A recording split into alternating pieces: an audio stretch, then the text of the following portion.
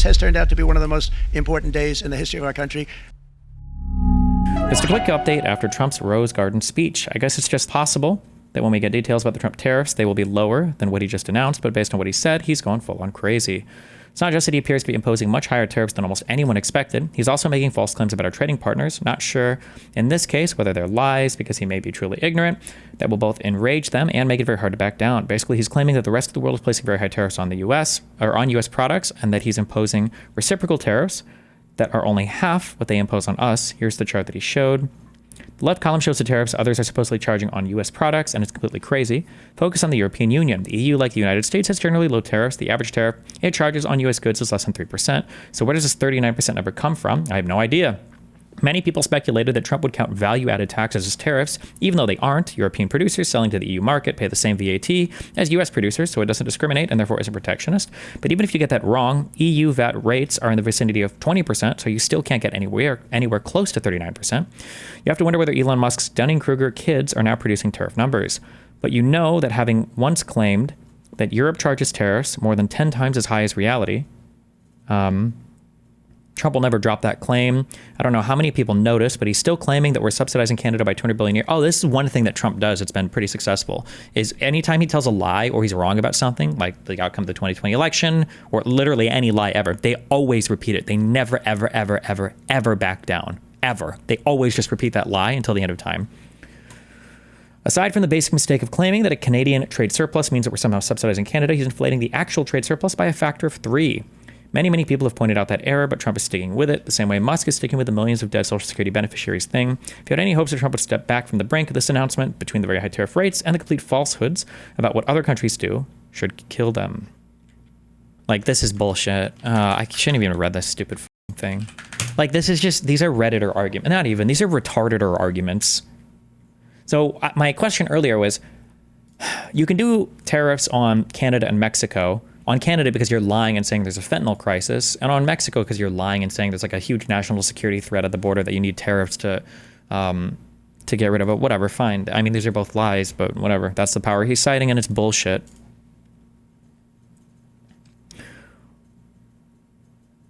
On January 20th, 2025, you need a national emergency threat, though, to do these unilaterally. I signed the America First Trade Policy Presidential Memorandum directing my administration to investigate the cause of our country's larger persistent annual trade deficits,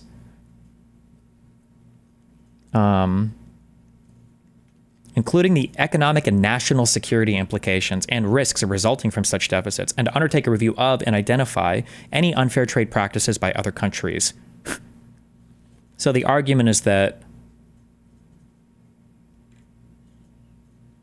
I, Donald J. Trump, President of the United States of America, find that underlying conditions, including lack of reciprocity in our bilateral trade relationships, disparate tariff rates and non-tariff barriers, and U.S. trading partners' economic policies that suppress domestic wages and consumption, as indicated by large and persistent annual U.S. goods trade deficits, constitute an unusual and extraordinary threat to the national security and economy of the United States. That threat has its source in whole or substantial part outside of the United States in the domestic economic policies of key trading partners and structural imbalances in the global trading system. I hereby declare a national emergency with respect to this threat. This act needs to go. This has to be gone. Congress, if we have elections again, the whole whatever bullshit this act, it just needs to be rescinded or dramatically reworked. It's retarded. It's actually retarded. Like, a world leader could call Trump names, and Trump could literally just write an EO saying, the fact that I'm being undermined by some dude calling me a fat, impotent, incontinent loser is actually representing a security threat to the U.S. because now enemies won't take us seriously when people make fun of the like, it's just retarded. Someone figured out how they're doing the math. It's actually unreal.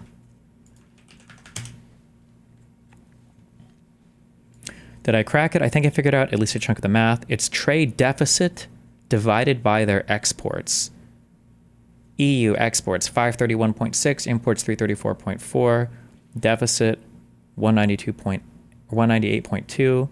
198.2 divided by 531.6 is 37, close to 39. Israel exports 22.2, imports 14.8, deficit 7.4. 7.4 divided by 22 is 33. There's no shot, right? Vietnam exports 136.6, imports 13.1, deficit 123.5. That's exactly the 90% on the chart. Doesn't this mean literally nothing? Yeah, it has nothing to do with tariffs at all. This is basically trade astrology. Is there any actual advantage to having a trade surplus? No, it's just trade. It just means we're buying a lot of shit from them. Apparently they're doing a vote in the Senate on whether or not they can block this national emergency. I thought they had to wait 90 days to do that or something. Oh, no. The NEA might make a carve out where you can overrule it. But you need like 2/3. Don't you need, isn't it like 2/3 of the Senate? Can they really get that many people? I'd have to go and look again. Cambodia texting the White House after getting hit with a 49% reciprocal tariff.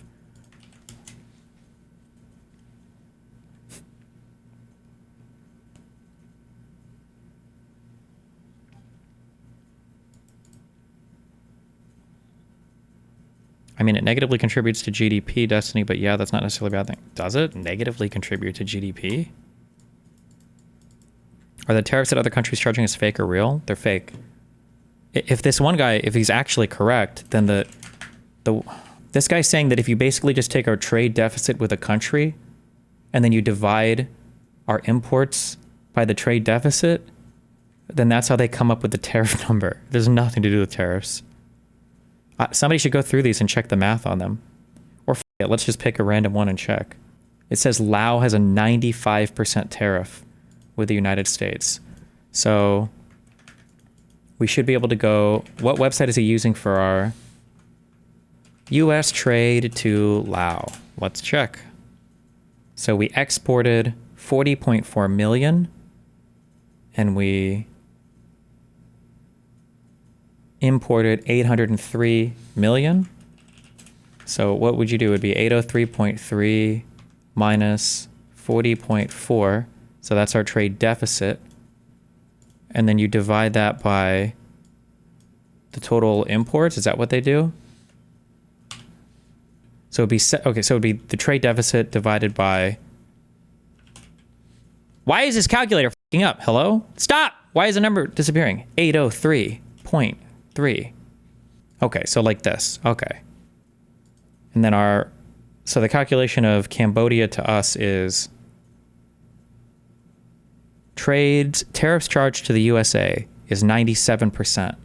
And this came up with 95%. So this is how they're calculating it. Wait, is that actually, oh wait, it was Laos, not Cambodia, sorry. 95%. Oh, shit. Wait, that is how they, wait, oh no, hold on, let's do one more. Okay, let's look at Jordan. What does this calculation calculate though? Nothing. It calculates like the difference in trade kind of between two countries. There's nothing, I've never heard of this calculation in my life before. They're just like, these are like random numbers. It's not, you're not calculating anything. This is retarded. Okay, Jordan. That's what I Googled, right? Jordan, balance of trade, USA. The trade deficit is, we imported 3.4, we exported 2.0. So 1.4 billion divided by 3.4, is that it? Is 41%. And they said total tariffs charged to the USA is 40%. So this is how they're calculating it. This is fucking retarded. Okay. Paste. All right. Do the UK though, we have a surplus with the UK, so I have no clue how that could work. Maybe they just add something to make it sound better? Oh, or wait, maybe 10% is just a catch-all with countries that we don't have a big trade deficit with. So like if I check out US trade to Turkey, US trade to Turkey, we exported 15.3 billion and we imported 16.7 billion. Oh, that's what it is. So 10% is just the base, and then, or 10% is your minimum. So if you don't have that big of a trade deficit, you just get hit with a 10% tariff. Nice. Unbelievable. Okay. This is like astrology, econ math. This isn't like a real finance or econ thing. This is just like random, arbitrary, retarded shit. Okay. Based. Okay. Jesus. What's the BS calculating they're doing? So they're taking the size of the trade deficit and then they're just dividing that number So the trade deficit is the difference in our exports and imports. They're taking the size of the trade deficit and then they're dividing it by the number of how much shit we buy from them. They are imports, I think. This is just like a random add, subtract, divide. It's like two random. It's just retarded. But okay. Do you think this was done? Somebody should ask like ChatGPT to calculate tariffs or something, or ask like Grok. What's an easy way to figure out approximate tariffs and see if like some AI gives you this? I wonder if they just asked an AI and this is what they got. Oh, true. Yeah. So because Trump wants to charge a base 10% tariff, they're just lying and saying these countries have 10% tariffs to the US. That's how they make it, quote unquote, reciprocal. They're just lying. Oh, wait, did you do this? Wait, hold on.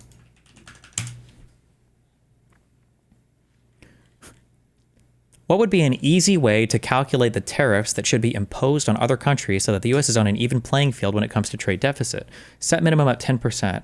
To calculate tariffs that help level the playing field in terms of trade deficits with a minimum tariff of 10%, you can use a proportional tariff formula based on the trade deficit with each country. The idea is to impose higher tariffs on countries with which the US has larger trade deficits, thus incentivizing more balanced trade. Here's a simple and intuitive formula that you could use. Tariff rate equals max 10% of trade deficit with country divided by total imports from that country. Wait, Metalloid, is this an econ thing that I've just never heard before? I've never heard a tariff explained in this way ever. Is this actually real? Does anybody in econ calculate tariffs or whatever this way? Let's say imports from country A, 200 billion, exports to country A, 50 billion, trade deficit 150 billion. Tariff rate equals max 10%, 150 divided by 200 times 100 equals max 10% equals 75%. So you'd impose a 75% tariff on imports from country A. This sounds like it's exactly what they did. Okay. The God Emperor, yes, King Emperor Trump, yes, my king, yes. I'm coming. Thank you very much. He's my king. I'm coming for my king. Thank you. Nice crowd. What a good-looking group of people. Well, we have some very, very good news today. And yeah. A lot of good things are happening for our country. Please sit down. My fellow Americans, this is Liberation Day. Waiting for a long time. Yes, King. April 2nd, 2025 Liberate will me. forever be remembered as the day American industry was reborn, the day America's destiny was reclaimed, Name drop. and the day that we began to make America wealthy again. Ooh, Gonna make it wealthy, good Hell and yeah. wealthy. For decades, our country has been looted, pillaged, raped, and plundered by nations near and far, both friend and foe alike. Now we're going to rape ourselves. American steel workers, auto workers, farmers, and skilled craftsmen. We have a lot of them here with us today.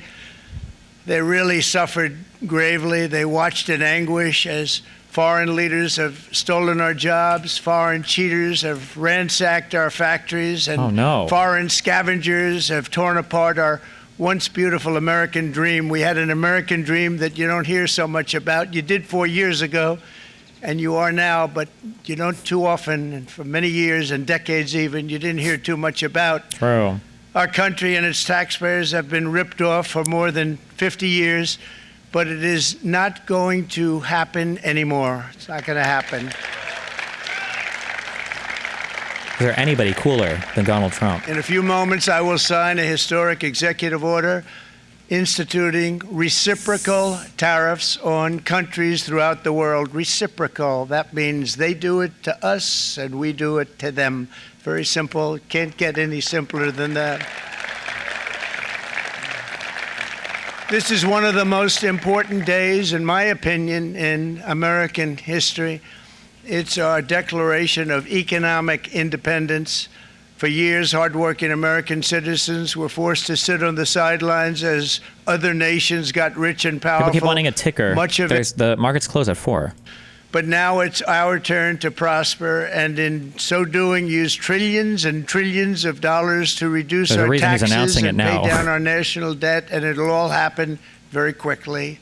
With today's action, we are finally going to be able to make America great again, greater than ever before. Yeah. Jobs and factories will come roaring back into our country, and you see it happening already. True. We will supercharge our domestic industrial base. We will pry open foreign markets and break down foreign trade barriers. And ultimately, more production at home will mean stronger competition and lower prices for consumers. This will be indeed the golden age of America. It's coming back. We're going to come back very strongly. We're pleased to be joined on this momentous occasion by Vice President J.D. Vance. J.D., thank you. Thank you. Thank you very much. Where are you, J.D.? No, that wasn't too hard to find.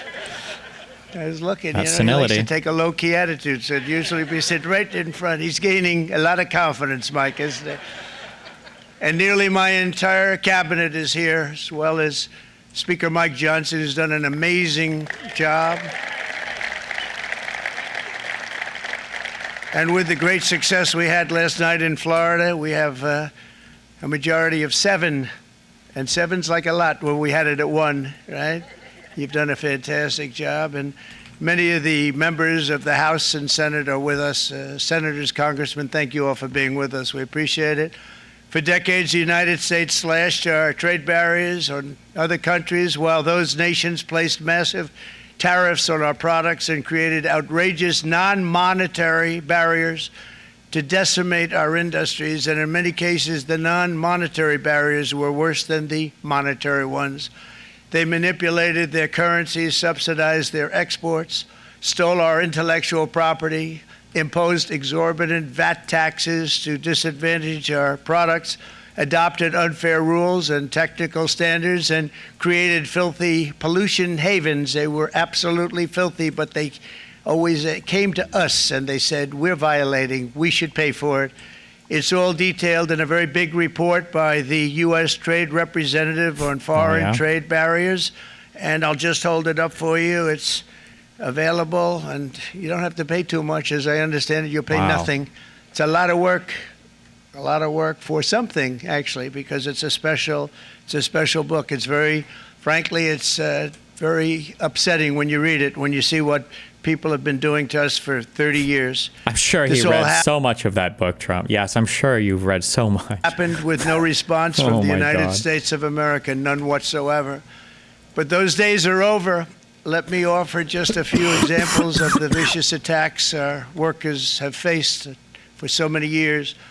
The United States charges other countries only a 2.4 tariff on motorcycles. Meanwhile, Thailand and others are charging much higher prices, like 60%. India charges 70%. Vietnam charges 75%, and others are even higher than that. Wow. Likewise, until today, the United States has for decades charged a 2.5 tariff. Think of that, 2.5% on foreign-made automobiles. The European Union charges us more than 10% tariffs, and they have 20% VATs, much, much higher. 20% India VATs, charges guys. 70%, and perhaps worst of all are the non-monetary restrictions imposed by South Korea. Wait, why does a VAT matter? What doesn't everybody pay a VAT? What does it have to do with anything? Wait, what? Or am I misunderstanding? I mean, if they're charging U.S.-specific VATs, that would be bad, but okay. Japan and very many other nations as a result of these colossal trade barriers. 81% of the cars in South Korea are made in South Korea. 94% of the cars in Japan are made in Japan. Toyota sells 1 million foreign-made automobiles into the United States, and General Motors sells almost none. Ford sells very little. None of our companies are allowed to go into other countries. Wow. And I say that, friend and foe. And in many cases, the friend is worse than the foe in terms of trade. But such horrendous imbalances have devastated our industrial base and put our national security at risk. I don't blame these other countries at all for this calamity. I blame former presidents and past leaders who weren't doing their job. They let it happen. Can we get some Biden blame? That nobody can even believe. That's why, effective at midnight, we will impose a 25% tariff on all foreign-made automobiles. Oof. Get your cars now. Brian, I'd like to have you come up here for a second, okay? I just see him sitting. He's been a fan of ours, and he understands this business a lot better than the economist a lot better than anybody. Brian, say a few words, please, would you? Thank you, Mr. Thank you. It's a great honor. Thank you, Brian. Thank you, Mr. President. I grew up just north of Detroit, Michigan, in Macomb County. Good for you, known dude. as the home of the Reagan Democrats. My first vote for president was for Ronald Reagan. I thought that was going to be the best president I ever saw in my lifetime. But now I've got Trump. Until Donald J. Trump came along. Oh my God, slurp, slurp, slurp. I have watched my entire life, I have watched plant after plant after plant Get in shut Detroit down. and in the metro Detroit area For these close. Chinese there are car now plants companies. sitting idle. There are now plants that are underutilized, and Donald Trump's policies are going to bring product back into those underutilized plants. There's going to be new investment. There's going to be new plants built. And the UAW members, and I brought 20 of them with me, they're sitting right over here. Does the UAW broadly support this? Donald Trump's policies on tariffs. I imagine they probably would, 100%. but I'm curious if there's So, like an Mr. official President, stance. We can't thank you enough. And in 6 months or a year, we're going to begin to see the benefits. I can't wait to see what's happening 3 or 4 years down the road. Thank you, Mr. President. What a great guy. He got it right from the beginning. He got it before almost anybody else. This group over there, they got it too. And, you know, we won the state of Michigan. We won Hi, honey, baby. almost all of them. Hi, honey, boo-boo.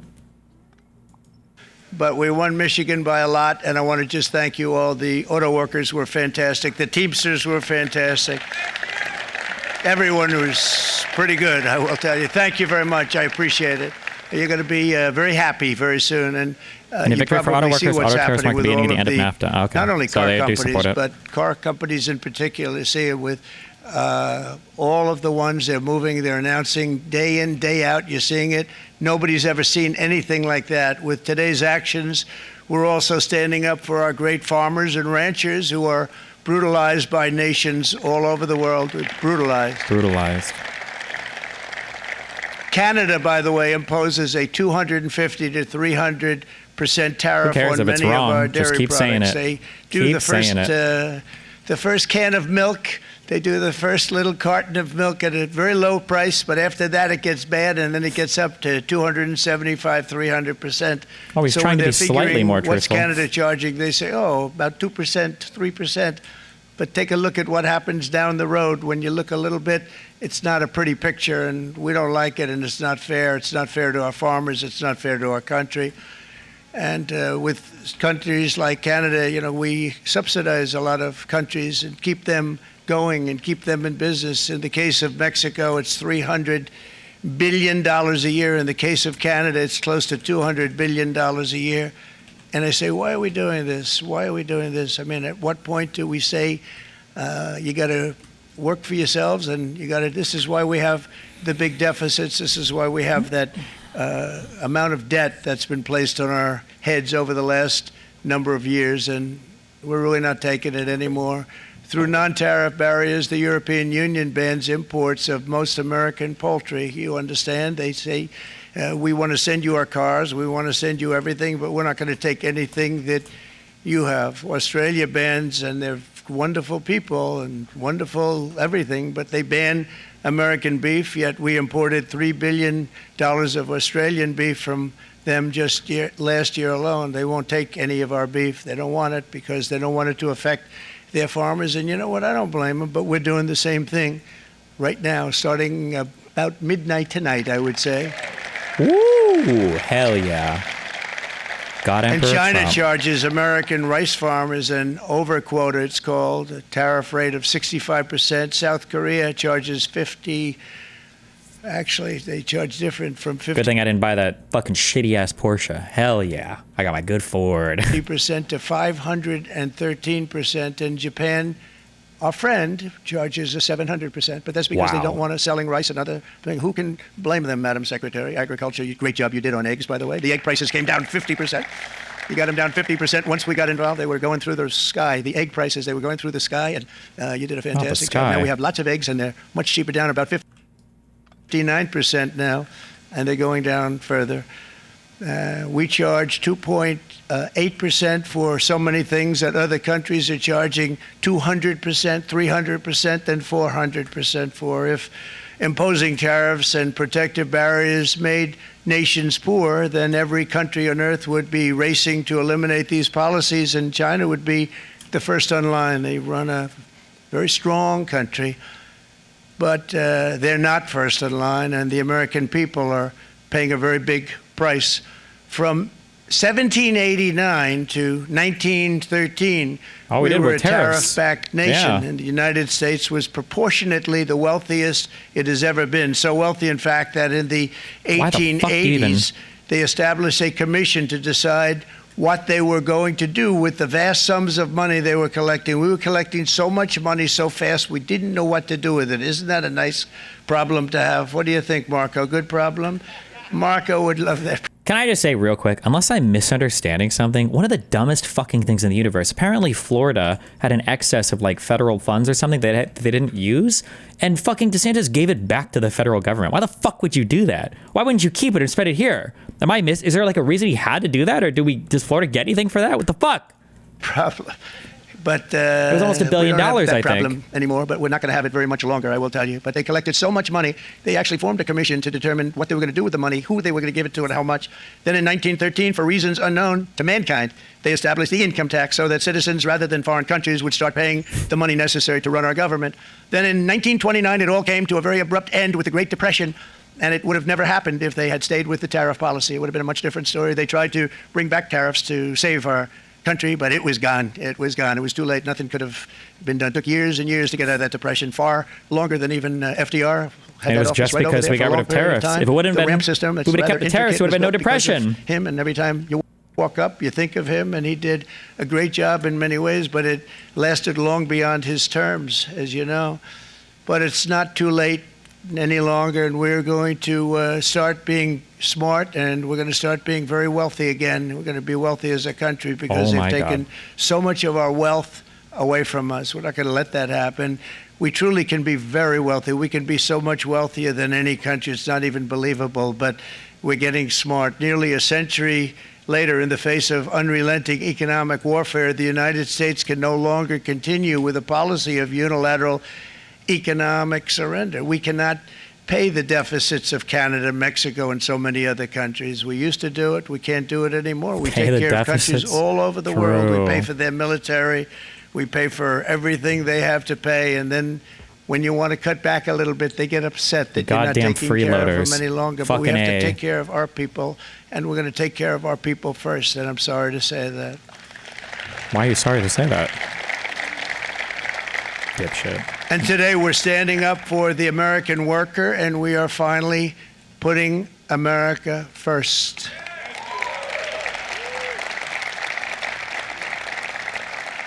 In Sleepy Joe Biden's last year in office, the United States hemorrhaged 100,000 manufacturing jobs, and the number was going through the roof at levels never seen before. And our trade deficit reached a record $1.2 trillion, which is unheard of. Since the beginning of NAFTA, the worst trade deal ever made. It was a horror show.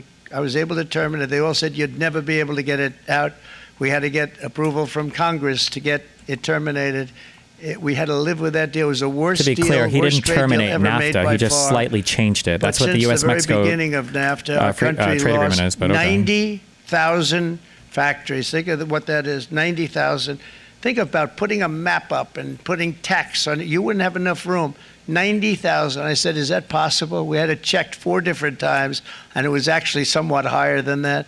And 5 million manufacturing jobs were lost while racking up trade deficits of $19 trillion. That was the worst trade deal ever made. As a result of these gigantic losses, foreign nations now own $26 trillion more of American assets than American. I didn't bring any cliff explosives the Americans with me. Own of their own foreign assets or other foreign assets. The United States can no longer produce enough antibiotics to treat our sick. We have a tremendous problem. We have to go to foreign countries to treat our sick. If anything ever happened from a war standpoint, we wouldn't be able to do it. We import virtually all of our We have to go to other countries to treat our sick? Wait, what did he just say? Americans own of their own foreign assets or other foreign assets. The United States can no longer produce enough antibiotics to treat our sick. We have a tremendous problem. We have to go to Oh, we have to go to foreign buy nations shit. now No, never own mind. $26 Okay. trillion more of American assets than think of this, than the Americans own of their own foreign assets or other foreign assets. The United States can no longer produce enough antibiotics to treat our sick. We can produce these, right? Like, I wish people would just ask, why don't we buy them from the other countries? Why do we buy them? Or I'm sorry, why don't we buy them all or domestically manufacture them? Why do we buy them from other countries? Because it's cheaper. So they're just going to cost more.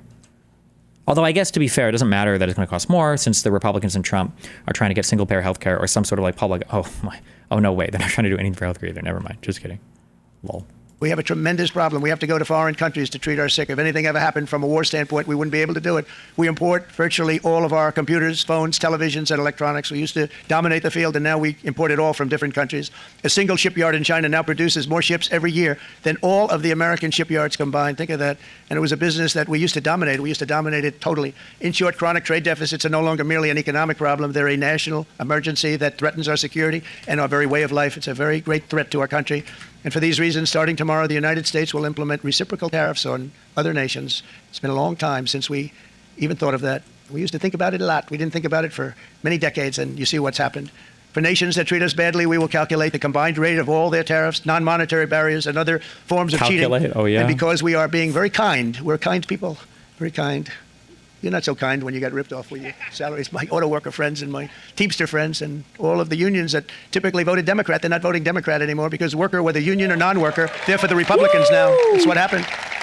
But we will charge them approximately half of what they are and have been charging us. So the tariffs will be not a full reciprocal. I could have done that, yes, but it would have been tough for a lot of countries who didn't want to do that. I'd like to see the chart if you have it. He's so kind. kind. This is our great Secretary of Commerce, Howard Lutnick. Thank you. What the fuck? I hate unions. Remember, I'll say it a million times. Your opinions about unions shouldn't change. Unions are not good, okay? Companies are not bad, all right? Companies represent the interest of the owner. Unions represent the interest of the employee. That's it. Lefties and other dipshits have tricked you into thinking that companies represent interests that are against society and unions represent interests that are for society. That's not true. If a union has the opportunity to support society or their employees, unions will represent their employees, which is good. That's what they're supposed to do. So it's not surprising that the United Auto Workers, the UAW, would support this trade deal or these tariffs, is because they can protect their own employees and get probably greater wages and jobs and whatever for their individual employees at home, even if it's overall going to be bad for the economy. But that's what unions are supposed to do. Just always remember that, okay? Always remember that.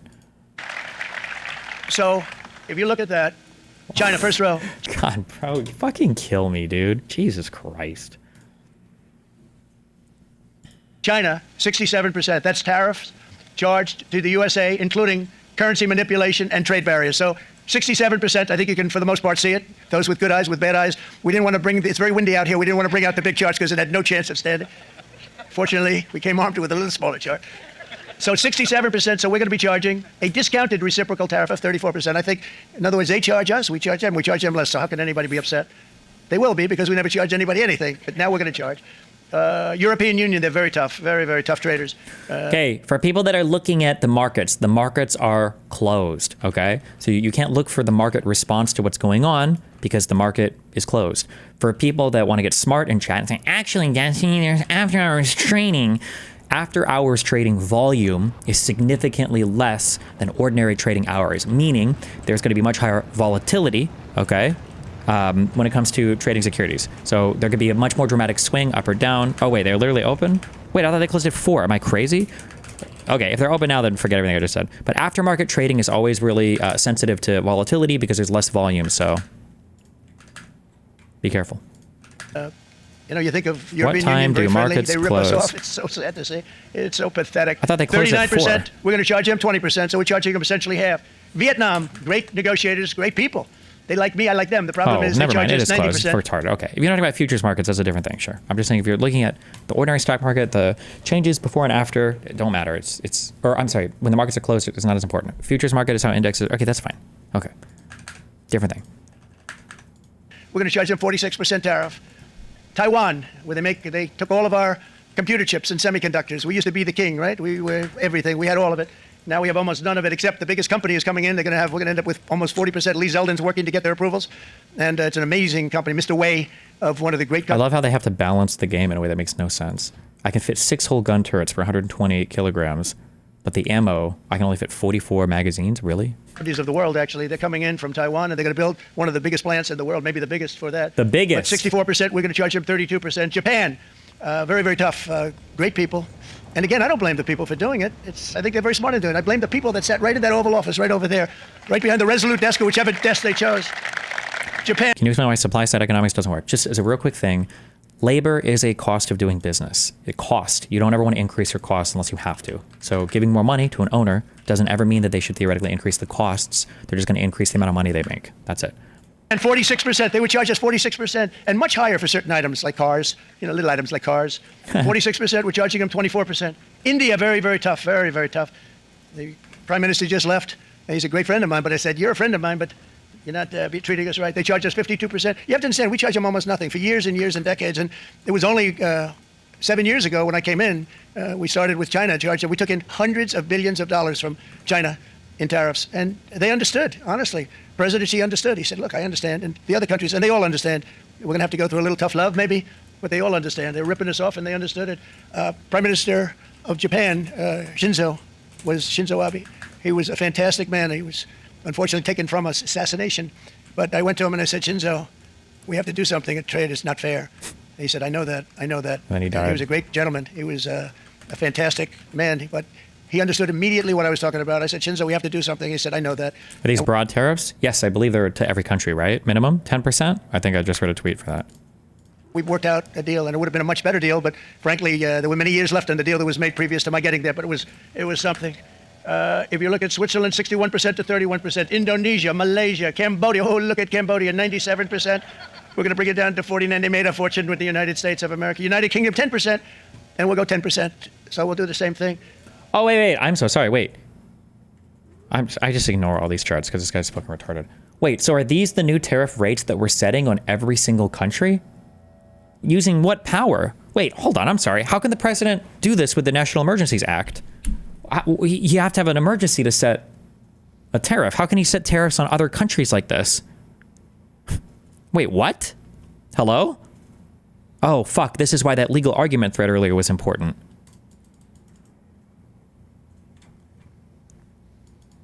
The fuck? It's a little on power called No One Will Stop Me.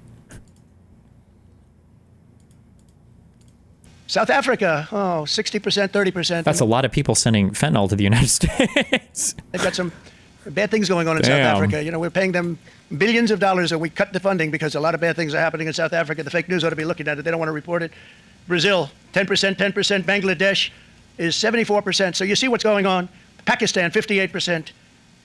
Sri Lanka, 88%. So what we're doing is we're taking not the full, we could take the full 88%. Thanks a lot. He's doing a very good job. How's he doing, all right? Woo! I think you better take it with you. It's not going to last very long. He's going to put it, it's going to follow you down with the wind. I brought a hat just in case it got too windy, but here, would anybody like a hat? I'm not giving it to a cabinet. I'm giving it to the auto workers. Come here. Yeah. Thank you, fellas. Get it. That's it. That's it. They deserve it more than our cabinet. Our cabinet has plenty of hats. But you see the numbers. The numbers are so disproportionate. They're so unfair. At the same time, we will establish a minimum baseline tariff of 10%. You notice that on the chart? And that'll be on other countries to help rebuild our economy and to prevent cheating. So we're going to have a minimum of cheating, and we're going to be very severe on the people that at the gate that watch the tariffs and watch the product coming in, because there's been a lot of bad things happening at the gate. True. Because the money is so enormous that you're talking about. There's True. never been probably anything like it in terms of the enormity. And there are a lot of bad things happen at the people that do the check-in, and they're looking at 10-year jail sentences if they do play. We're going to treat them so good, but if they cheat, the repercussions are going to be extremely strong. Foreign nations will finally be asked to pay for the privilege of access to our market, the biggest market in the world. We're right now the biggest market in the world. We had a great country 4 years ago in terms of the economics. We were doubling up on China. Absolutely. We were doing so well. Nobody was going to So catch us. good but at the height so of much of it COVID. slipped away over the last 4 years. Of course, under COVID was slipping away, I yes. campaigned on this policy throughout last year, and today that promise was made, and it was also a promise, as you know, that was kept. Promises made, promises kept. To any company that objects to our common sense reciprocal tariffs, again, common sense. reciprocal, back and forth, and I call this kind reciprocal. This is not full reciprocal. This is kind reciprocal, but what we do is we cut it in half. We charge them. My answer is very simple. If they complain, if you want your tariff rate to be zero, then you build your product right here in America, because there is no tariff if you build your plant, your product in America. Woo! And we've seen companies coming in like we've never seen before. Likewise, all of the foreign presidents, prime ministers, kings, queens, ambassadors, and everyone on Taiwan. else God who's only damn, calling really? to ask for exemptions from these tariffs. I Jesus. say, terminate your own tariffs, drop your barriers, don't manipulate your currencies. They manipulate their currencies like nobody can even believe, which is a bad, bad thing and very devastating to us, and start buying tens of billions of dollars of American goods. Tariffs give our country protection against those that would do us economic harm, and many people were looking to do us economic harm. Maybe not so obviously, but they were doing tremendous economic harm. But even more importantly, they will give us growth. These tariffs are going to give us growth like you haven't seen before, and it'll be something very special to watch. I am so looking forward, and Brian, it's going to happen even faster than you said. You know, you might say, but it's already started. It's already started. Work's already begun on plants all around the country, and you see that it's before. These are big, rich companies. We have $61 billion started on a big plant going up. It's going to be announced over the next 2 days. And Mind video stock's about to get Many of fucked, these the biggest companies in the world, they've committed to build. We're going to build, sir. And they came here to see me, and they wanted to know if they could have a press conference. I do as many as I can. I'm pretty busy trying to stop Russia and Ukraine and the Middle East. We got to stop that. We're going to stop the Houthis, which we're making tremendous. They like shooting ships down and out of the water, sinking ships. They get a kick out of it, but they're not getting such a kick out of it now, are they, Mr. Secretary? They're not getting such a kick out of that now. But here are just a short list of some of the companies that have already announced and committed to investment. And this is a company that built its factories and its plants in China. Apple is going to spend $500 billion. They never spent money like that here. They're going to build their plants here. SoftBank, OpenAI, and Oracle, great companies, are investing $500 billion almost immediately. NVIDIA, a hot company, is investing hundreds of billions of dollars. They just announced. TSMC, the biggest, most important company in the world of chips from Taiwan, with no investment from us, is investing $200 billion. And they said the reason was, number one, the election of November 5th, and number two, the tariffs. They don't want to pay the tariffs, and the way they're not paying it is to build their plant here. So we're going to go from almost no percentage. We used to have 100% of the chip market. Now it's all in Taiwan. Almost all of it's in Taiwan, a couple of other countries, but mostly in Taiwan. And think of it, we had 100%. We lost it because of people in that office that didn't do their job. They allowed it to be stolen from us. True. Johnson & Johnson, great company, $55 billion. Eli Lilly, $27 billion. Meta is investing $500 billion. Wow. DeMac is investing $20 billion. CMA, CGM, $20 billion. And then you have Merck and Clarios, Stellantis, General Motors, GE Aerospace, Honda, Nissan, Hyundai are all putting in billions and billions of dollars, and they're committed 100%. He's never heard of these shitter cars in his life. And we've never had, and this is after God. 2.5 months. This is after just a short, this all took place as soon as we came out with what everybody wanted to do. You know, I watched a gentleman today on television, he used to work with Lee Iacocca, a very respected automobile person, and he said, you know, because they're asking people, they try and get as many negative people as they can, but they can't find them too much. It's pretty hard to find in terms of what we're doing. Oh, yeah. Especially when they see all this investment. They said, so tell me, what do you think of what Trump is doing from the automobile standpoint? He said, he's saving the goddamn country. Somebody is finally, he's an older guy, real pro, really top guy, with Lee Iacocca. He said, I never thought I'd see the day when this would happen, where somebody had the courage to go and do what has to be done. This is transforming our nation. Our entire nation is going to be transformed, not only with the cars, but on every single other item that's built. We're going to become an industrial powerhouse. And he said that so beautifully today. In fact, I'm going to find out, I'm going to get a tape. And Bruce, I'm going to get that tape and I'm going to send it to you out in Long Island, and you're going to play it for the people. And all your union workers and your non-union workers out there, you got a pretty even split. But we have, so far, it looks like we're going to have about $6 trillion of investments. And you wouldn't do that in years. Not in this years. country over the last number of years. $6 trillion, and that's going to be much higher by the end of the year. And think of what $6 trillion is. You wouldn't have even a small percentage of that under this other system. We're going to be an entirely different country, and it's going to be fantastic for the workers. It's going to be fantastic for everyone. There will never have been a transformation of a country like the transformation that's already happening in the United States of America. It's an incredible thing to watch, and it's Incredible. incredible to meet with the top people that you read about, very wealthy people or people that are great managers and executives and presidents of big public companies, and to watch the enthusiasm they have now that they didn't have. They gave up on our country. They went to foreign countries and they built. Companies are pouring into our country at levels never seen before, with jobs and money to follow, and it's really beautiful. In the coming Super days, there will beautiful. be complaints from the globalists and the outsourcers and special interests and the fake news. Always, the fake news will always complain. But never forget, every prediction our opponents made about trade for the last 30 years has been proven totally wrong. Is that true? They were wrong about NAFTA. Oh, okay. They were wrong about China. They were wrong about the Trans-Pacific Partnership, which would have been a disaster if I didn't terminate it. If I didn't terminate that, United Auto Workers, you would have had no jobs in this country. You would have had no jobs. It was all going to other countries.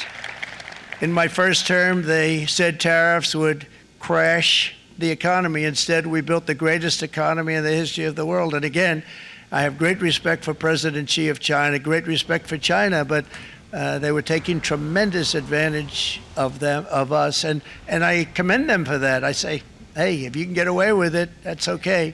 But, they understand exactly what's happening, and they probably, most of them are saying it's about time they did something, but, and they're going to fight, and they're going to fight fair. Everyone's going to fight. It's like, I say to the leaders, look, you got to take care of your country, but we have to start taking care of our country now.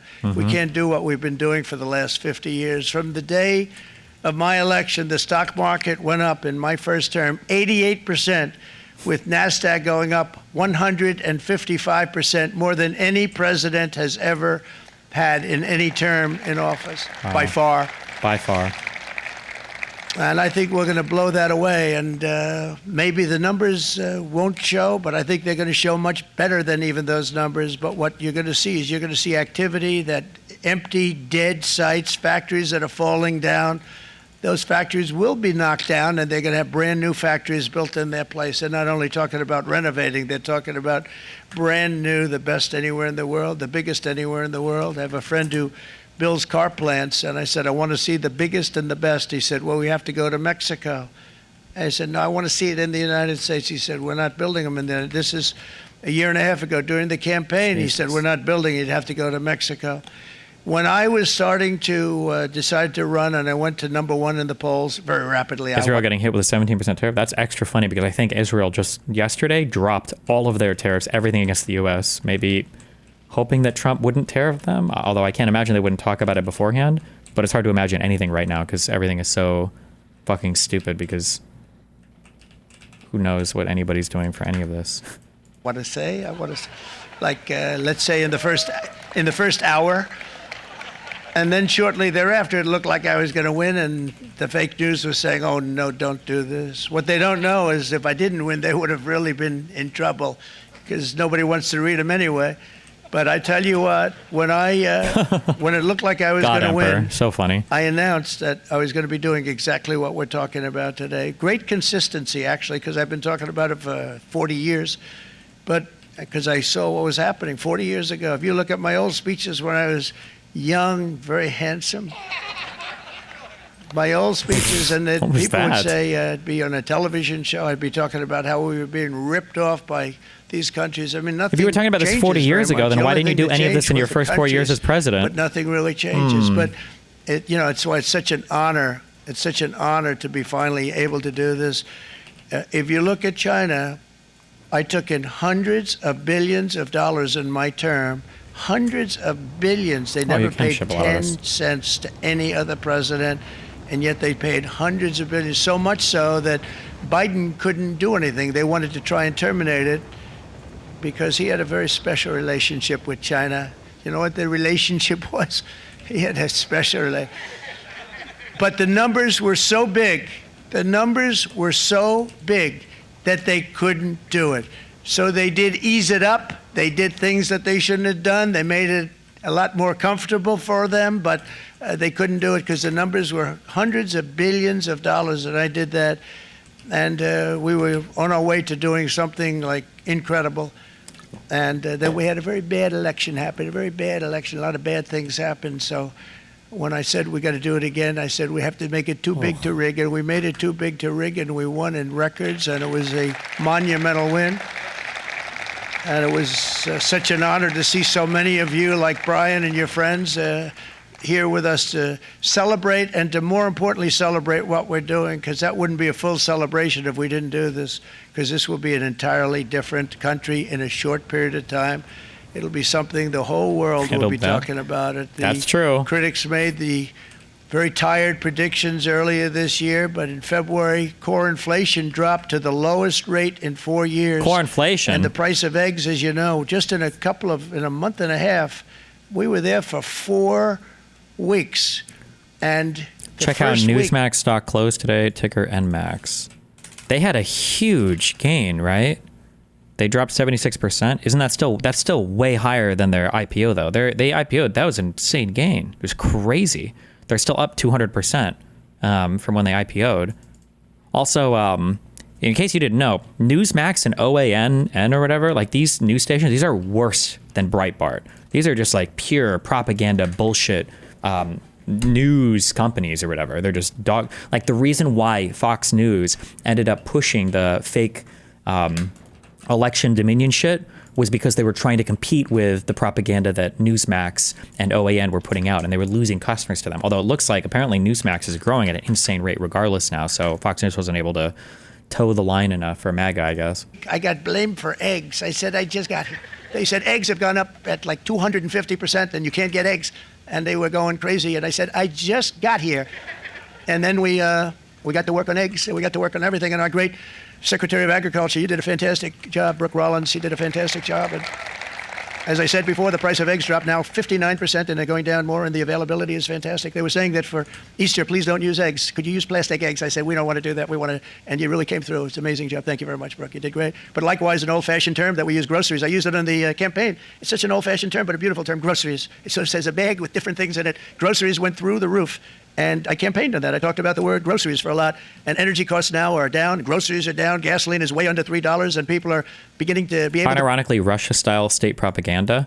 I don't know. I don't know if I would say that, although I'm not as familiar with how Russian propaganda works. But like, I don't know if in Russia, it's not like North Korea, I don't think, where they try to say on their state media, like Putin is a god emperor who golfs, perfect games and is like the best person of the world. Like, I don't know if Russia propaganda works that way per se. They just kind of like muddy the waters and fuck with everybody. But OAN shit or Newsmax stuff is more akin to like North Korea propaganda, where Trump is a god emperor who can never do any wrong and everybody's always happy with everything that he does no matter what. Like, I think it's just from the little I've seen of RT, but maybe domestic Russian media, state media is worse, and I just don't see it as much. But from what I've seen from reading and interacting with RT versus like Newsmax or OAN, Newsmax and OAN are far more akin to North Korean style propaganda than Russian style propaganda. Buy things and live again. We brought prices way down. We created 10,000 already in a few weeks, new manufacturing jobs, and it was that took place in 1 month. Numbers that they haven't seen in a long time. We had virtually no inflation under my term. We had virtually no inflation for 4 years, but after transitioning over to Sleepy Joe, it went from almost non-existent to the highest in the history of our country. We had the highest inflation in the history of our country, brought up by energy and bad spending and bad policy, and a lot of bad things happened. How about allowing millions and millions and millions of people to pour into our country with open borders, where it's so sad to see even now, and I see our great secretary you have done. Stand up, please, Christy. Stand up. Christy Noem. No. And Tom Homan. These people are doing a great job, but gotten them out in records. We have problems with judges that don't want them to go out. They want Tren Irakwa, and they want MS-13, the most vicious gangs ever. Nobody's ever seen anything like it. Absolute killer gangs. They kill people. They don't even think about it. And we put them out, and we have judges now, radical left judges that they don't want them to go out. They want them to even be brought back. Let's bring them back. You've done a fantastic job, and please thank everybody. Homeland Security, thank everybody. Appreciate it. Clap and we now have a border that's the best border that we've ever had, even better than it was my first term. My first term we did good, but this one we really specialized in. We've done really well, and we had records then. We had the best, safest border 4 years ago. We had the best border there ever was, and now we have. You've actually matched it and done even better, and we're going to get it down the right way. And we want people, by the way, to come into our country, but we want them to come in through a legal process. We want them to come in legally. We need more people. We need people to run these plants and to help. Oh, he says it. Is somebody finally giving him that talking point? Because it's fucking true. You're going to need hella people if you want to run these fucking plants. we absolutely do not have, and you're trying to deport all the people that would even be naturally inclined to run these places, right? Because especially illegal immigrants are probably the ones working the most, like working class, least training required jobs. And now you're shipping them all out. To come in through a legal process. We want them to come in legally. We need more people. We need people to run these plants and to help the auto workers and the Teamsters and the non-union people and everybody else. But we need people and the farmers. And we're going to let people come in, but they want to come in. We want them to come in legally. They have to have the capability of loving our country, not people that hate our country. We don't want them in our country. And now we're going to pass the largest tax cuts in American history. And that's where we're relying on Mike and John Thune. And we will not cut Social Security, Medicare, or Medicaid benefits. And the Democrats will, because if they got in, the entire economy would collapse. This country was heading for a collapse under the people that you saw. They were horrible. I think one of the reasons people like the job, I have my highest approval ratings because I think they're comparing me to the worst administration in the history of our country. So I appreciate that at least. But Speaker of the House, Mike Johnson, and Senate Majority Leader, appreciate it, Mike. John Thune have been fantastic, by the way. But they've been working tirelessly on taking the next step to pass the plan for our one big, beautiful bill. I'd like to name it that if you can. I made that statement about 6 months ago, and everybody calls it one big, beautiful bill. And it will be that. It'll have everything, the big tax cuts and every incentive there is. And it'll be fantastic. And by the way, for the cars, we're asking for an interest deduction on a loan. So if you build the car, only in America we do it, Brian. If the car's not built in America, you don't get the interest rate deduction.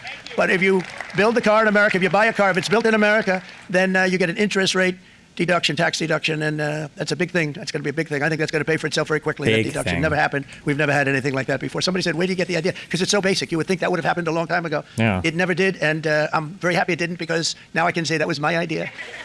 But we're going to get us closer to the debt extension. We have to get the debt extension passed, and I know you're going to be able to do that, Mike, and it's very important that you do that. And all of the other things that the Senate budget plan gives us, along with working, because I know they're working together, John and Mike, and the two bills are going very well together. We need to get our shared priorities done, including certain permanent tax cuts. We want the tax cuts to be permanent, spending cuts, energy and historic investments in defense, border, and so much more. We're covering everything. These will be phenomenal. There'll be no bill like this. Going to straighten. One bill is going to straighten out our country for many, many years to come. And we said, let's just do it and let's get it done. And some guys will love it and some guys will like it a little bit less because they're not getting what they were exactly looking for, but they're getting a lot. They'll never, if we get this done, it'll be the most incredible. If the Dems ever get back in power, how can anyone argue that they shouldn't just copy the Trump playbook?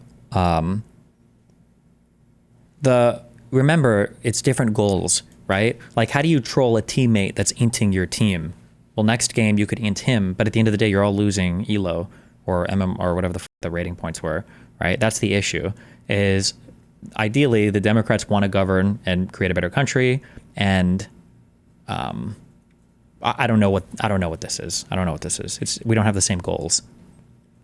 Incredible bill ever passed in the history of our Congress and Senate and congressmen, the senators and the congressmen, many of whom are here today, will be very proud of themselves. I really believe that it's going to set us on a whole new prosperous path. We're going to cut spending and right-size the budget back to where it should be. We're going to do that very strongly. Woo. Thank you, Rick. Thank you. John, thank you. Oh, look at all of our senators. Oh, boy, that's a nice group of people. But I won't like them so much if they don't get this bill done.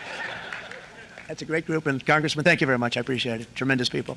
The Senate plan is my complete and total support, and the House plan likewise is very similar. They're moving along pretty much at the same clip, and as soon as you're ready, you'll show it to me. What happened to Republicans? They have maintained the party of lower taxes and better economies, while Trump also championed things that are directly against it, such as no cuts on Social Security or Medicare, but also lowering taxes. How does no one question his everything I'll do is good? Why has no one done these good things? Nothing will be. The problem is just that like Republicans don't have any strong values when it comes to how the country should be ran or what the country should look or anything like that. Republicans just don't have those strong values. So if you're searching for them, you're never going to find them. I mean, I'm sure it'll have my support, Mike. Every Republican congressman and senator must unify. We have to unify. We can't be separated. We have to get it done. We have to get absolutely everything we can, and we have to take care of the American people. That's the only thing that matters. We have to take care of the American people first. We need to pass this bill immediately, get it done, including debt extension. From this day on, we're not going to let anyone tell us that American workers and families cannot have the future that they deserve.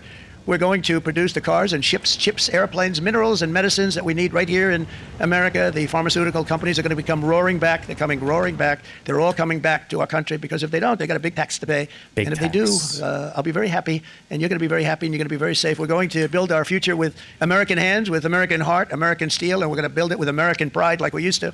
We're approaching our 100th day as president and have been given credit by a lot of people, actually, even some of the fake news. Can you believe it?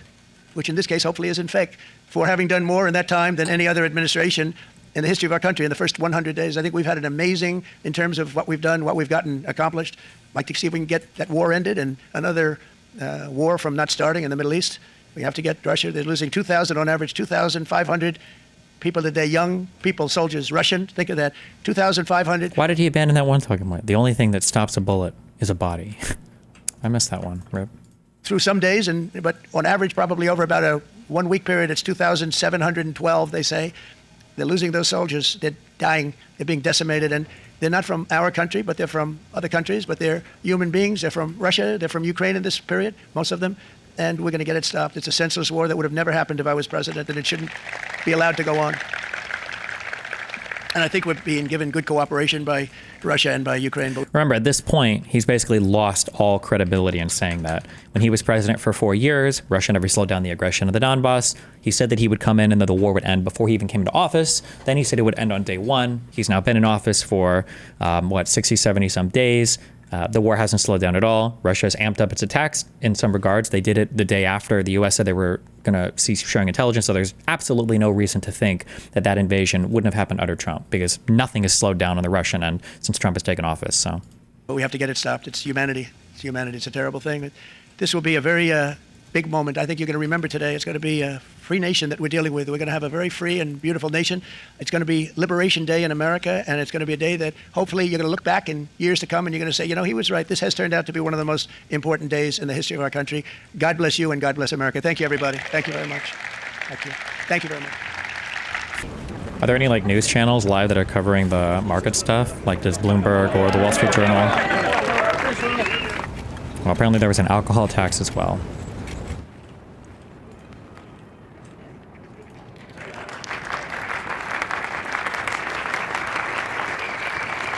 Wow, he can write. Good job. So beautiful.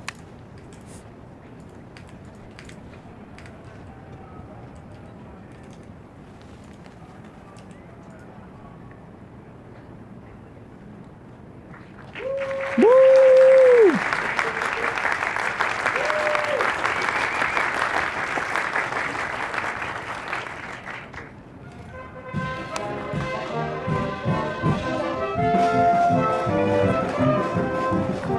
10% tariff on Ukraine and no tariffs on Russia. Based.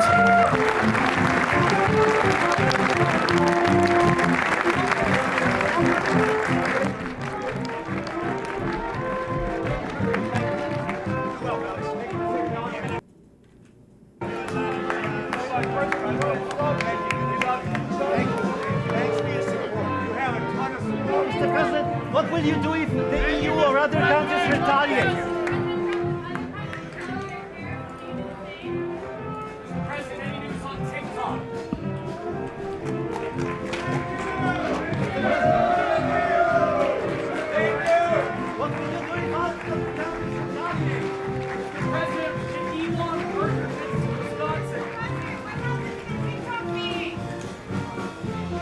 I think Amazon was in talks to buy TikTok or something. I don't know if there's any more news about that.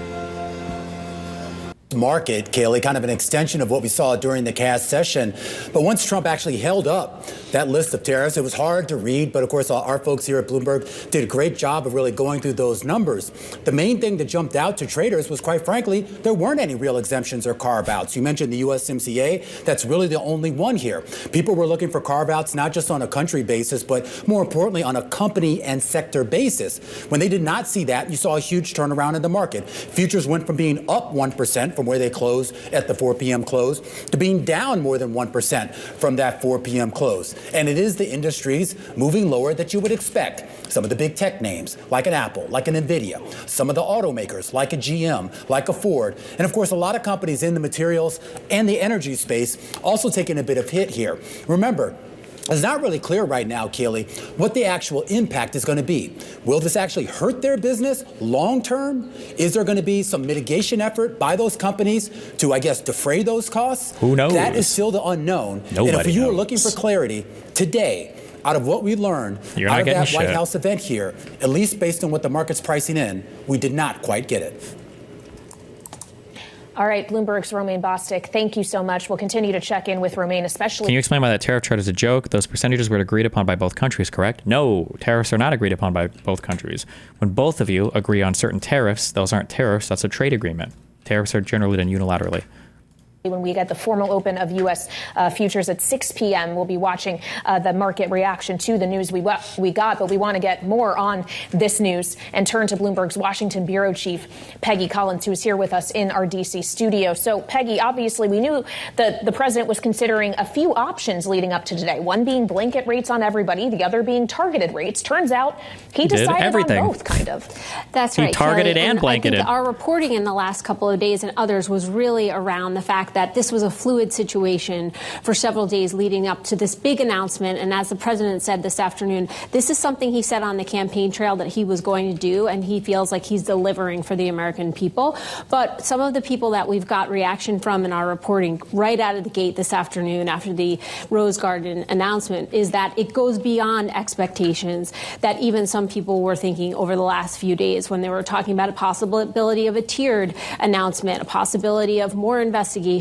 This is a targeted 10% rate across the board, but then certain countries are seeing even higher rates. So again, a lot of the reaction we're hearing so far is that this goes beyond many people's expectations. Interesting to hear that both Donald Trump was correct when he said that we would be relatively kind to some of our trading partners. You see reciprocals half in some cases of what they're tariffing the U.S. But Scott Bessent was always also right as well, saying we're going to start at a high level and then potentially pull things back when we see concessions. Is that going to be the story in the days ahead? I think in part, but I also think this is so wide-ranging that part of the story is going to be how this impacts the global economy and whether or not it really does reignite inflation. The administration has said we have other things in place like energy initiatives and things like that that will counter affect some of the impact of the tariffs. But we've talked to a lot of economists, and certainly the Fed is watching this very closely in terms of whether or not we'll see sustained inflation or even higher inflation, which is something that the economy has been battling since the COVID pandemic. Well, and this is all just as we try to assess the economic impact of the tariffs the U.S. is charging on things it's importing. We still will have a massive question as to how the countries affected by today's news are going to decide to respond. That's right. And we have, up until this point, been reporting a lot, as you know, on the president's relations with allies like Europe. But today we saw that China and other countries in Asia, including India, are certainly impacted. So we'll see some reaction from some of the countries that we've been talking and reporting a lot about, Canada, Mexico, Europe, but now Asia is certainly in the target range here as well. I think also the administration has said from the beginning that it sees tariffs as a revenue raiser. So that will be another thing to really watch. Like, is this something that really does raise a lot of revenue and therefore allow the administration to follow through with some of its tax cuts, which are coming around the bend, as we know very well in Washington? If Secretary Bessent is correct and some of these levies may come down if countries respond accordingly, are we going to have a parade of world leaders through the West Wing in the days ahead?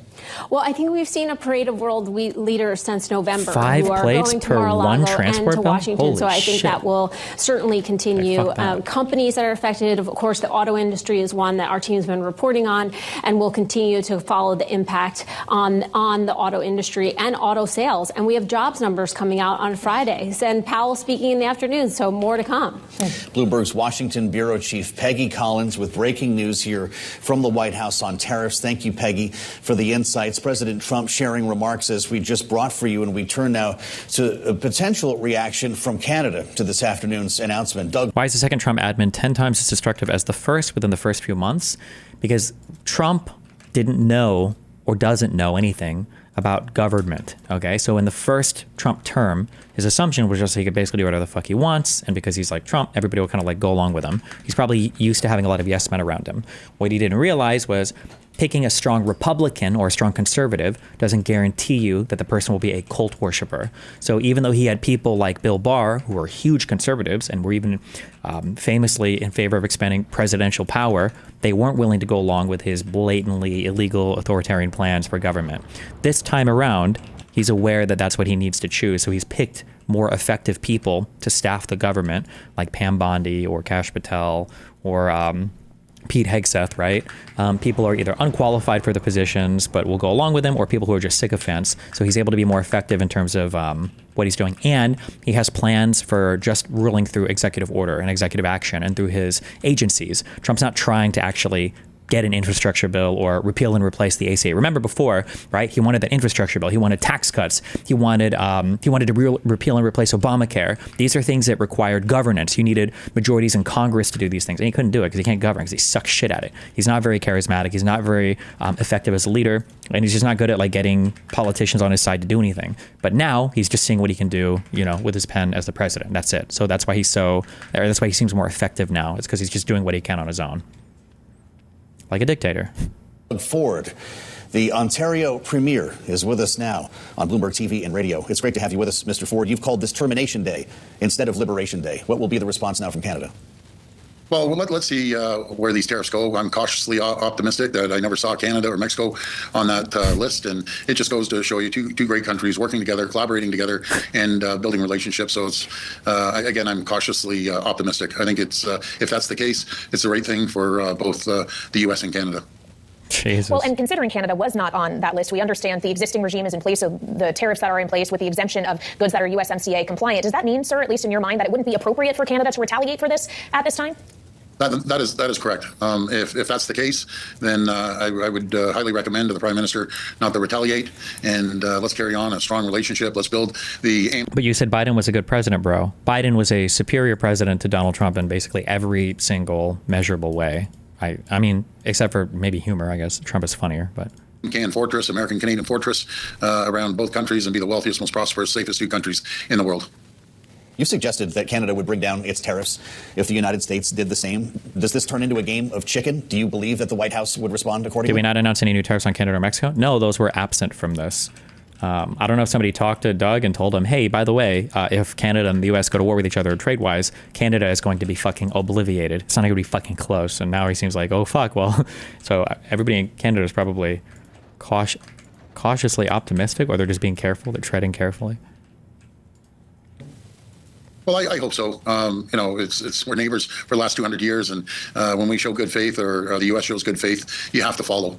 This is a partnership that's going to go on for hopefully several hundred more years and decades to come, and we have bigger concerns, both Canada and the U.S., than each other. We have to keep an eye on other countries like China. Who makes the first move in a game like that? Well, we'll work collaboratively with the administration and with our Prime Minister, and he'll be speaking to President Trump, I'm sure, over the next day or so, and we'll be working with Secretary Lutnick and to get a clear picture of what this means for Canada. What about what it means for the auto sector in particular? Because, of course, we learned last week that the president would announce what he made final today, which is that 25% tariffs on auto imports will be going into place. Obviously, parts are going to be included in that eventually, sir. So what impact do you expect that alone will have, even if tariffs on or reciprocal tariffs were not applied to Canada today? Well, I just hope there's no tariffs on auto, because parts go back and forth across the border 7-8 times before they get assembled either in Ontario or one of the states, be it Michigan or other U.S. states. It's a system that works and has worked since 1965. I've always said you can't unscramble an egg that's been around since 1965. You have to make the omelet larger. And we're just so much stronger together. We buy as many vehicles as we sell down there. And the ones that we ship to the U.S., 50% of that automobile is U.S. parts. So I think the system is working well for both countries. And it's a great system, especially Canada's buying 400% more vehicles off the U.S. than Mexico does, 200% more than any other country in the world. We have an incredible relationship with the two great countries. They're so integrated on many different sectors, but even the people are integrated. Millions and millions of Canadians and Americans travel back and forth across the border. They have family members on both sides of the border, and we just appreciate. And Canadians love Americans. I love Americans. I love the U.S. I spent 20 years of my life there, and I have a tremendous amount of respect and friendships with our American counterparts. Well, it's interesting to hear you say that, Premier Ford. You've been really careful from the commentary that I've heard to direct your remarks at the Trump administration, at the president himself, as opposed to the American people, suggesting that you're looking to reset our trade relations. One of the biggest crashes in stock market history will appear in the next days, is my understanding. Maybe, maybe not. It's hard to say. Like, some of these prices might be buoyed by the fact that they think that they're going to get individual favors from Trump, or people. I still don't know if companies actually believe that these tariffs are real and will be here to stay. It's just so much indecision right now. Nobody really knows what the fuck is happening, or if any of this is real. This is like a fever dream. Relationship here on a more positive level, maybe in a post-tariff world. But we've also heard from the Prime Minister that our trade relationship as we know it is over, which is true. Well, I believe in never getting personal with anyone, no matter if it's President Trump or Secretary Lutnick. We'll talk about the issues. We may go back and forth. It's no different than... Jesus, who fucking threatened this guy? Somebody gave this guy a harsh talking to about his rhetoric, because Doug is completely 180 on how we spoke about these before. family members around the table. You may disagree, but at the end of the day, you come out united and stronger than ever before. Because again, there's a lot of people that don't see eye to eye with the U.S. and Canada, and especially how close we are. We'll need each other for many years to come. Well, and when we consider the various figures in the Canadian government, you yourself included, obviously there are many people in the Trump administration who've had a hand in shaping these policies. I know you've been in contact with the Commerce Secretary, Howard Lutnick, in particular. Do you believe he had a role in making sure Canada was not included on that list today?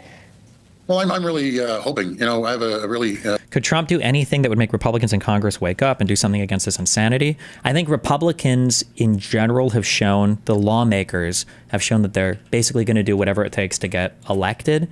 And the problem is right now, MAGA is unshakable. The question is going to come down to midterms, basically, to see like, oh shit, are we all about to get like kicked out of office or something? We'll look in a little bit how these special elections went, though, because my understanding is all of these went really well for Democrats, but I'm not sure yet. I haven't looked at them, the numbers. A very good relationship with Secretary Lutnick. The two in Florida and the Supreme Court pick in Wisconsin, I think. I have a tremendous amount of respect for him. He's an extremely bright business person, a very shrewd negotiator. That's his job, and I understand that. And our job is to make sure we protect Ontario jobs and Canadian jobs as well. But again, we're so integrated, everything from travel to commerce and everything in between. When we consider the way forward here, Premier Ford, is it going to be on a national level here, or will it be by the provinces? Is this something that you've discussed with the Prime Minister? It will always be on a national level. The Prime Minister will lead these negotiations, and hopefully we can sit down and either get a USCA deal or renew the USMCA deal, and that would be up to President Trump. But our Prime Minister, I'm the chair of the premiers. It changes every year, and we have a great group of premiers, and the Prime Minister listens to what we have to say. But if your voice will be included in this conversation, what would an appropriate renegotiation of the USMCA agreement actually look like? What changes would Canada be willing to accept? Well, I thought the USMCA deal that President Trump put together and said it was the greatest deal ever, I'd love to see that stay the way it is. I want to increase trade, and be it the critical minerals that China has cut the U.S. off, be it the high-grade nickel or other critical minerals that the U.S. can't get. There's no one else in the world I'd want to give them to more than our closest friends and allies. That's the way we should operate, in my opinion. We share the same values. There's no two greater countries, an unprotected border, the longest in the world. That's the way it's been for years, and it's worked, and I'd love to see it continue to work. Well, so how, I guess, in the end, do you feel, Mr. Ford, about what we heard today from the White House? You could frame this as could have been worse. You could also feel betrayed by some of the comments that President Trump delivered. How would you describe it? Well, I never take anything personal, be it from President Trump or anyone else. I understand he's a business man, and that's the way he conducts his business. And fair enough, he has a job to do. We have a job to do, and I think any negotiation, we meet in the middle and make sure that we grow two great countries and make them the strongest in the world, that no one can touch us. We'll ship down all the critical minerals. We'll ship down all the oil that you need and electricity, anything that you need. We have more natural resources than anyone in the entire world. And again, there's no one I'd want to ship it down to more than our great friends and allies. Well, finally, as you raise natural resources, we do understand, based on an official that briefed reporters, that coming later, expected shortly, in fact, or possible soon, could be action specifically on lumber, as well as critical minerals, which you just mentioned, with Section 232 tariffs possible soon. What response would you have prepared if indeed those go into place? Well, I think we've had this lumber war been going on, it seems, for decades, but majority of the homes built in the U.S. are from Canadian lumber. It would jack up the cost of homes immediately. That's the same as the auto sector. It increased the cost of the American people to buy an automobile. Pharmaceuticals, same thing. Seniors that are relying on low-cost pharmaceuticals, that would go up as well. These are areas that I believe would be beneficial for both countries to move forward and work together. And is there a way to just pick up items on the ground? On any of those three sectors? Yes. All right, Doug Ford, the Premier of Ontario, thank you so much for joining us with reaction to this announcement we just got from President Trump in the White House Rose Garden. And still ahead, we'll examine the economic impact of the president's moves on tariffs with Danielle DiMartino Booth of QI Research. She's next on Balance of Power on Bloomberg TV and radio. Experts say these tariffs are a bad idea. Can you steelman the case for scenarios? Can you steelman the case for these tariffs? What is the best case scenario here? Why would I steelman these? No. Can I steelman the Holocaust? No. The steelman is that Trump thinks that we can literally make every single fucking thing in this country on our own. There is no steelman here. This is retarded. That's like saying, can you steelman, potentially some positive outcomes for raping a 3-year-old? No, why the fuck would I even do that? No. Fuck off. Fuck out of here. It's fucking retarded.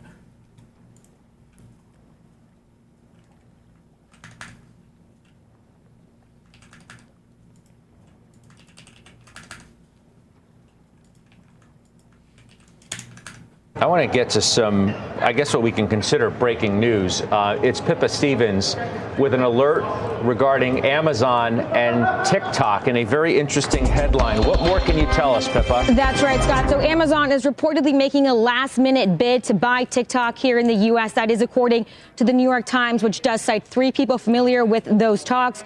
Of course, Oracle and Blackstone have also been in this process, and there are open questions about whether or not China will actually sell.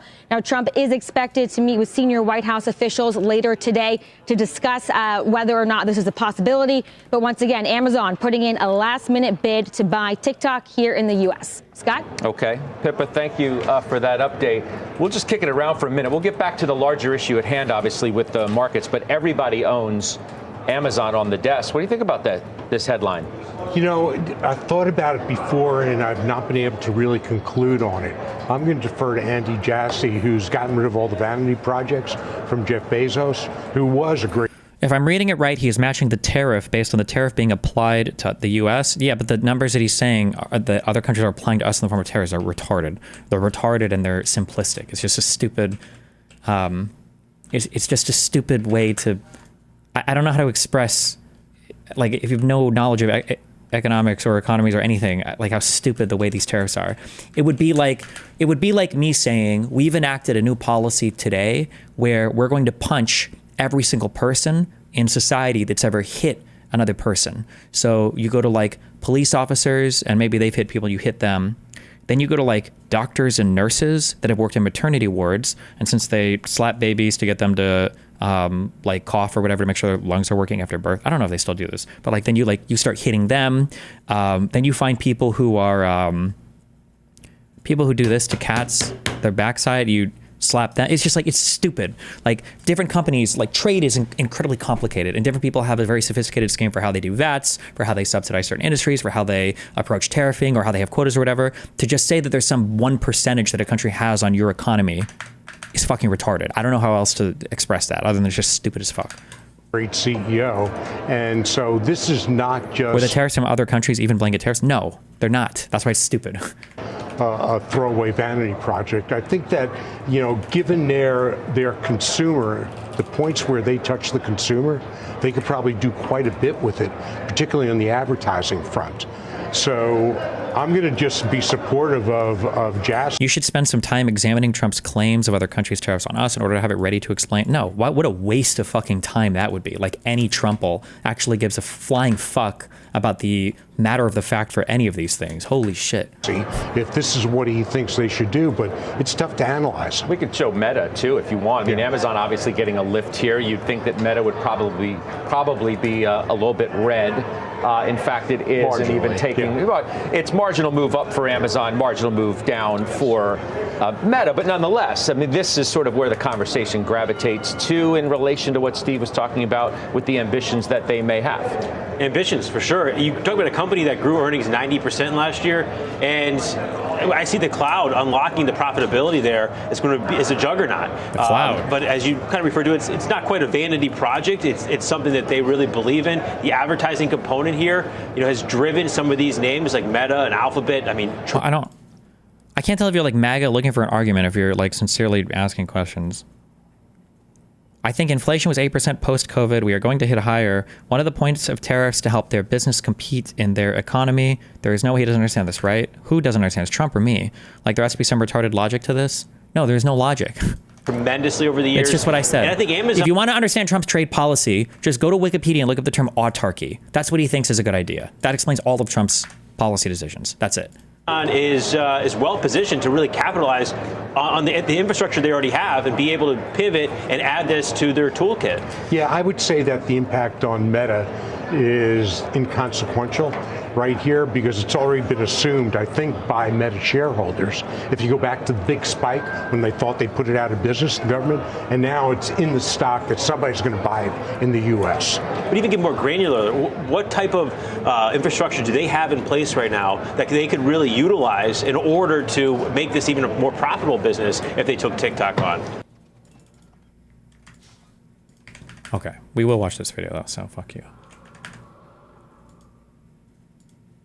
Has made a claim about Donald Trump. for the Canada tariffs, I guess, at least. Trump has made a claim about how unfair Canada is, using numbers so high they're kind of hard to believe. They're charging us over 200% for dairy products, 250%, 270% tariff. And he's right. He's right. But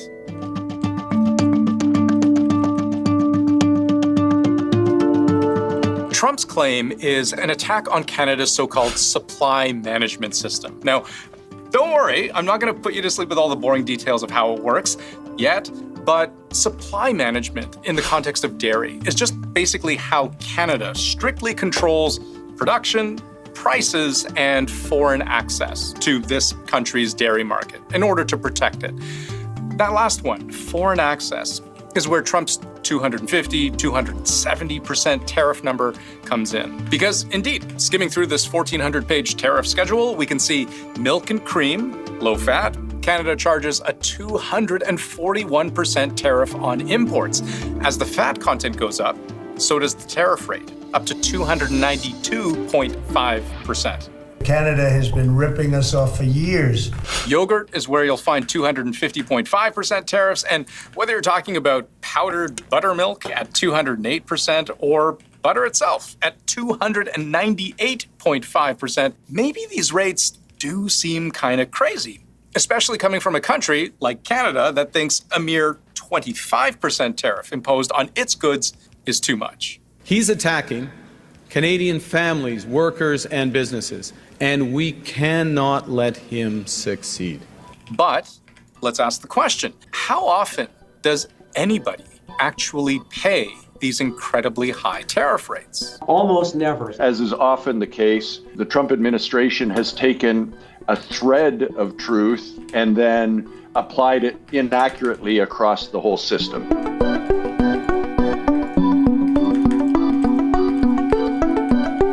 The thing to understand about the high tariffs that Trump is talking about, 200, 300, even 400%. Going up to 400%, you never hear that. Canada's absolutely one of the worst. So that number just isn't true. None of these dairy tariffs goes up to 400. So in that case, Trump is literally just making numbers up. But the thing about these high tariffs is that they don't actually apply right away, or arguably ever.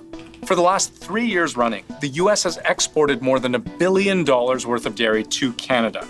In the entire world, only Mexico buys more dairy from the U.S. than Canadians do. And of the imports Canada tracks, not $1 of that amount saw any tariff at all. Yes, the 241 or 250% quota exists, but it only exists for product that exceeds that tariff rate quota. Translation, let's say I want to buy all of your buckets of American milk, straight from the cow. My government puts tariffs on them, which would ordinarily make the milk more expensive. But they say, hey, Andrew, don't worry. You can buy the first 3 buckets tax-free. It's only at the moment you buy a 4th bucket. And let's call this whole thing the tariff rate quota. Once you exceed the quota... One big point amid all the headlines, this is from Eamon Havers, who's a senior Washington correspondent at CNBC. He said, I was texting with Press Secretary Caroline Leavitt during the event, and she confirms that the 34% tariff on China is on top of the previous 20%. So that means the rate on China will be 54% when these tariffs take effect. All right. Quota, everything after 3 buckets. That's when you pay the crazy 300% tariff. Canada sets the limit on how much dairy anyone here can import into this country before they have to start paying 200, 300% extra. And until you reach that limit... Can you explain where the idea that Trump wants to produce everything at home comes from? He literally wanted China and EU to buy more from the U.S., which would decrease trade deficit while increasing total trade value. There can exist a world where trade imbalances don't exist, but the actual trade is flourishing. Keynes wanted to introduce a global currency not controlled by any single government, designed in a way that would prevent trade imbalances.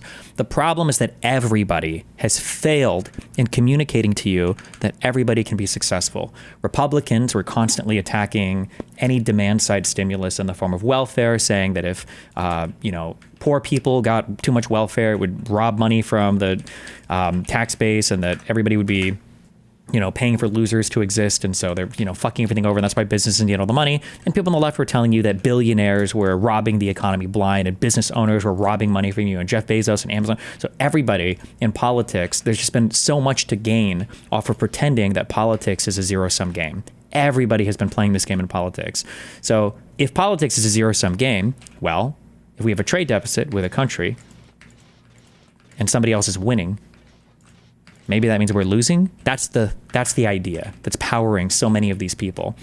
It powers progressives sometimes. It powers Trump right now. But it's just this idea that as long as one side is winning, then some other side must be losing. So we have to do something to counter the winning over here by making them lose. And somehow that's going to make us win. Because if somebody's winning, it must mean they're taking advantage of us.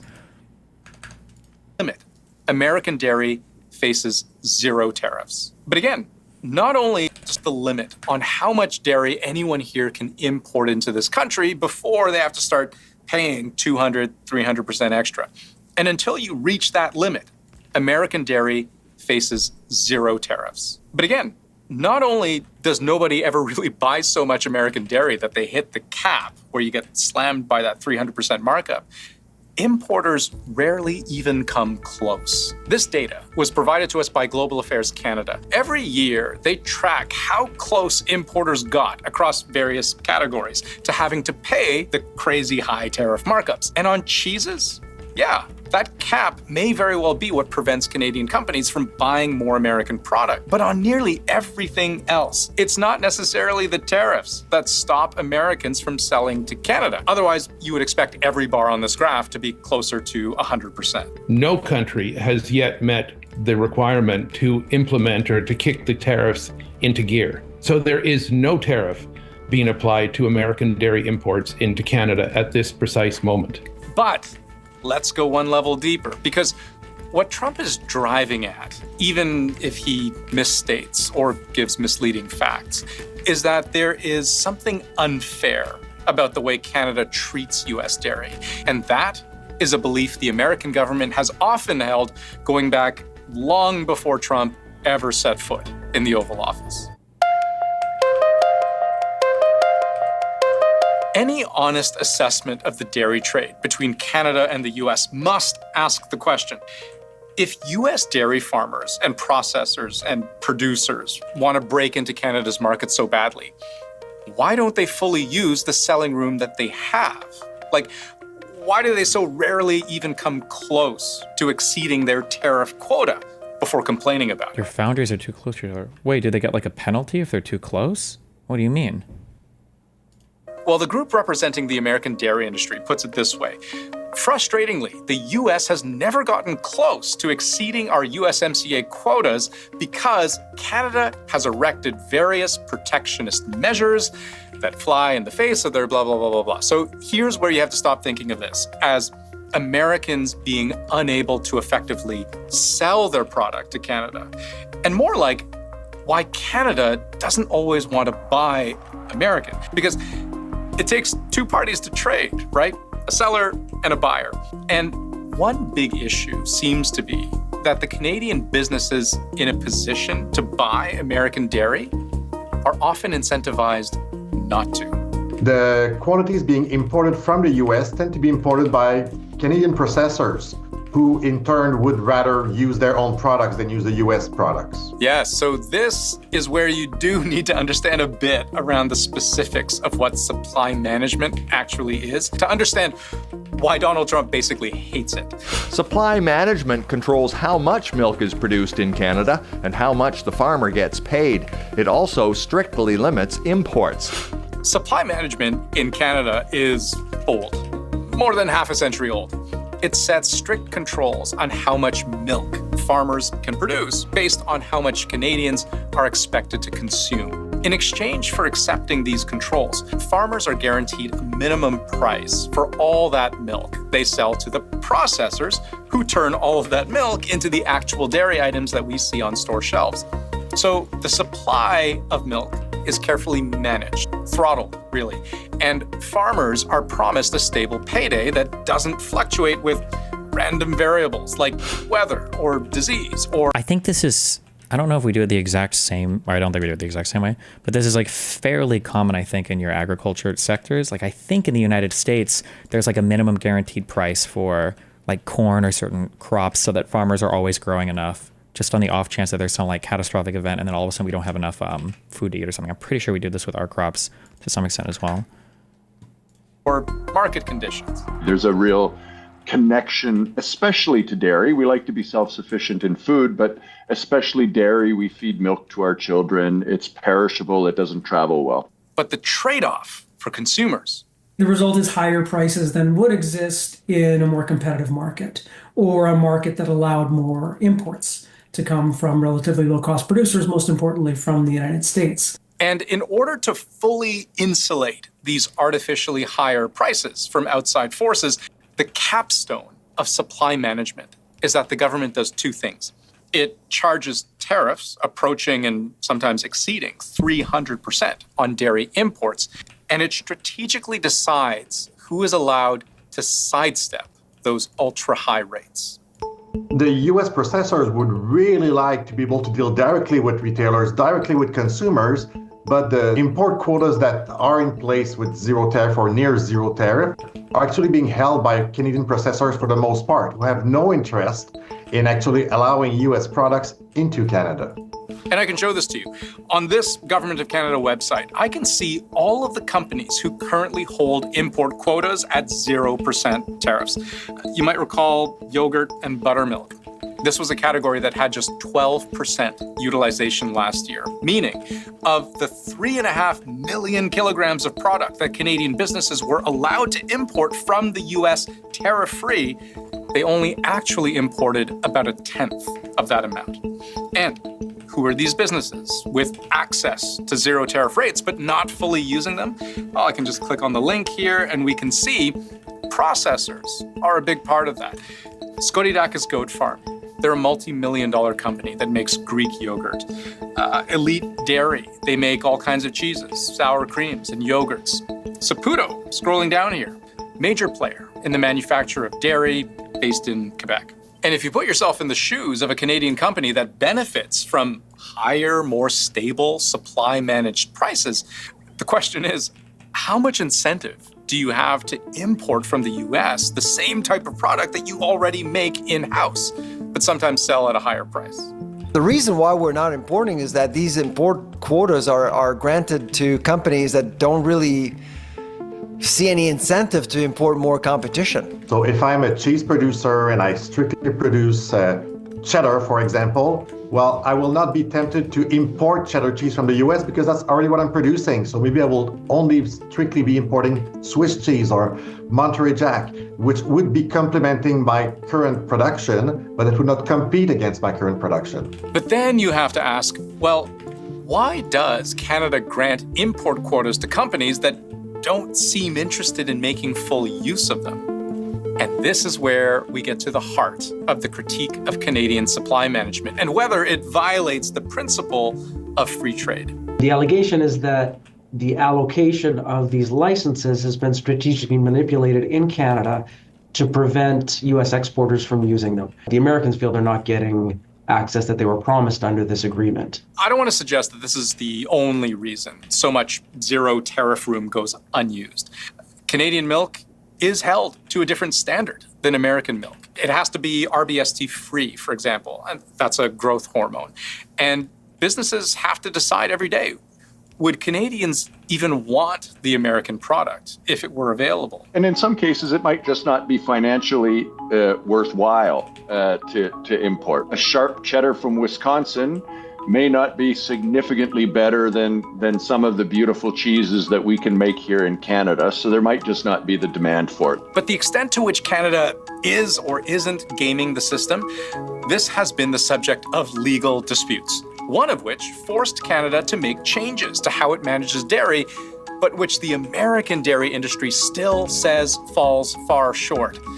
Though the most recent legal ruling before a dispute settlement board ended up going very squarely in Canada's favor. So look, this half-century-old system is a bit like a ping-pong match, but consider how the back and forth might be, in a way, besides the point. American dairy represents a fraction of a percent of all Canada-US trade. My strong belief is that President Trump is using the dairy sector strictly as an example. We have over $700 billion of trade between Canada and the US. Dairy represents 0.1% of all the trade that's being done. So whether or not they would have access to the Canadian market would not make any difference in the end. In the scope of the trade relationship between Canada and the US, they're really small potatoes. But dairy has huge sway in. Imagine having a president that actually communicated these complexities, specific issues he has with the current system. Well, yeah, so these are the types of things. When Trump says, the reason why Trump is saying like tariff equivalent things, these are the types of things that Trump is kind of referring to. Trump himself doesn't understand it. Somebody must have told him, like, hey, it's not just tariffs that people do. It's other types of trade advantages they have as well. The issue is like these are very difficult to kind of, they're difficult to control for because they're very sophisticated in how they're leveraged, right? Like how can you tell who is subsidizing a thing in a certain way that is encouraging, you know, these kind of market inequities or whatever. And everybody kind of does different things like this. But these are the types of things that you hammer out as part of your big trade agreements. But I guess we've just abandoned doing that now. So in politics. And if Trump's plan is ultimately to put America first, Canadian dairy may just be the start.